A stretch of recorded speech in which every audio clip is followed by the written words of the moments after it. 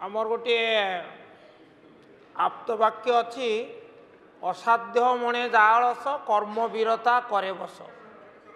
वर्तमान आपण को आईमा कहानी दरकार नहीं, फिगर स्पीक।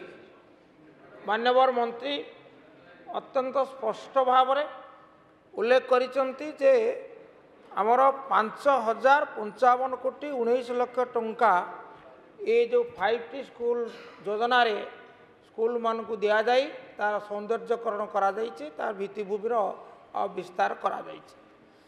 ये निश्चित भाव में गोटे ईर्षणीय सफलता जहाको उदारतार सहित ग्रहण करिवार आवश्यकता अछि। केवल केवल अति संक्षेप जानापी चाहूँगी मंत्री महोदय एकथा जानती कि केते गुड़े स्कूल वर्तमान सुधा ये टंका खर्च करि पारि नाहंती।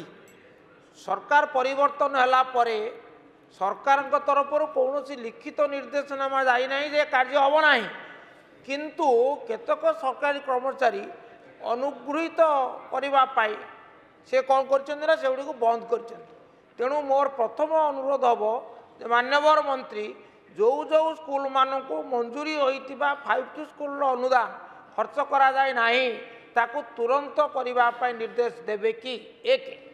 एवं मोर द्वितीय प्रश्न है जहाँ अत्यंत जरूरी जो विषय मान्यवर सदस्य कहते कटकर फिरदोसा से जो एगुड़िक मुख्य जो स्मार्ट क्लास सेगुड़िक सबू वस्तुत माने अक्षम, कारण से कंप्यूटर टीचर नहांती एवं कंप्यूटर टीचर करने माननीय मंत्री कहले आम विचार करूँ। धन्यवाद आपको।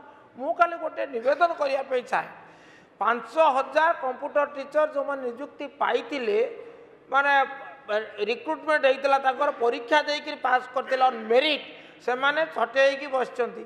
आपण 8100 नुआ कंप्यूटर टीचर निजुक्ति दवापाई गोटे निष्पत्ति करिसंती।